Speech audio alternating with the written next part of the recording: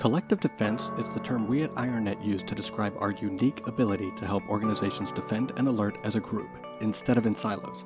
It's a complex problem with a lot of seemingly complex answers. Let's break this down a bit. Imagine this is any neighborhood in any suburban setting. Nice houses, nice yards, nice people, a generally nice place to live because, of course it is, this is your neighborhood. You know your neighbors, they know you, everybody gets along, and you generally keep to yourselves. Now imagine this is your house. This is where you carry on your day-to-day, and at the moment, like so many people, this is where you work as well. On Tuesday afternoon, you step into your yard and see a small grass fire.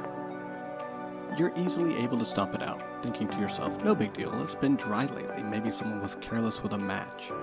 No property damage, no need to call the police or the fire department. I got this. On Thursday, your neighbor sees the same thing and reacts much the same way as you did. They stomp it out, assess for damage, and consider it handled without needing to notify anybody. Maybe it'll come up at the next block party. Monday comes around and another neighbor notices another small grass fire. Much like you and your other neighbor, it's handled quickly and easily with a simple stomp. It's a little weird, but there's no property damage, no need to call the police or the fire department, and no need to raise an alarm. On Friday, your neighbor down the street has a significant house fire. House fires get a lot of attention. There are fire trucks, police, and neighbors in the streets, and a local reporter for the news. There was an arsonist in the neighborhood, and while someone may have noticed an anomaly, nobody thought it was important enough to share the information. No property damage on the first three, so why involve anybody else? If we apply this story to the connected world, we just saw a series of small probing attacks to gauge response times, coordination, and alerting before the larger attack. This is how we defend in the electronic world today, in silos.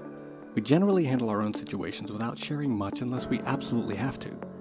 It's what we've always known, and even though we all know it's inefficient, it's what we've always done.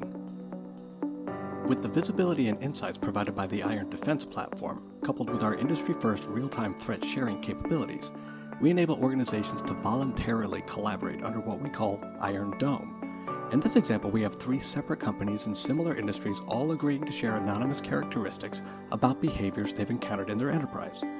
Inclusion into an IronDome allows for further layers of in-depth analysis, as well as correlation of events happening across multiple enterprises, peer insight analysis, weekly insight reports, optional ability to share trends and alerts with the US government, and of course, the real-time visibility into what's happening across not only your enterprise, but also your group of peers. Same general scenario as before, with your neighborhood, your house, and your neighbors. You walk out to your yard on a Tuesday afternoon and notice a small grass fire. No big deal, you think, and you stomp it out. Your neighbors know there was a small fire, but they don't really know exactly where it was, so you let your neighbors know you saw something strange. From that point on, everybody knows to keep their cameras running to record any unusual motion on their properties. One of your neighbors notices a set of footprints where they normally shouldn't be, and adds it to the group knowledge about the previous strange event. Maybe it's important, maybe it isn't, but it's included as another part of a broad picture.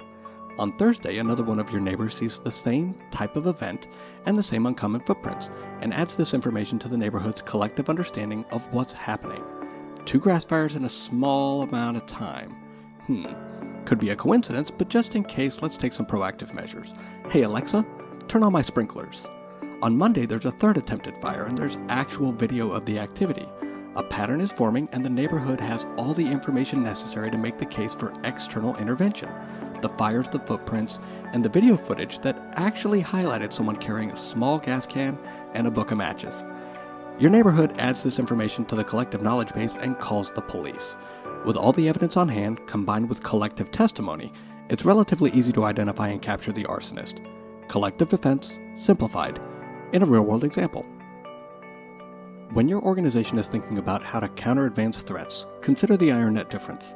Real-time visibility of your enterprise network traffic both in your data center and in your cloud environments. Advanced, proven analytics not reliant on signatures or static values, but on the behavior of your network data. Real-time triage capability that leverages the expertise of experienced analysts to improve the performance of less experienced personnel. Real-time collaboration that eliminates the need for antiquated signature development and manual spreadsheet generation.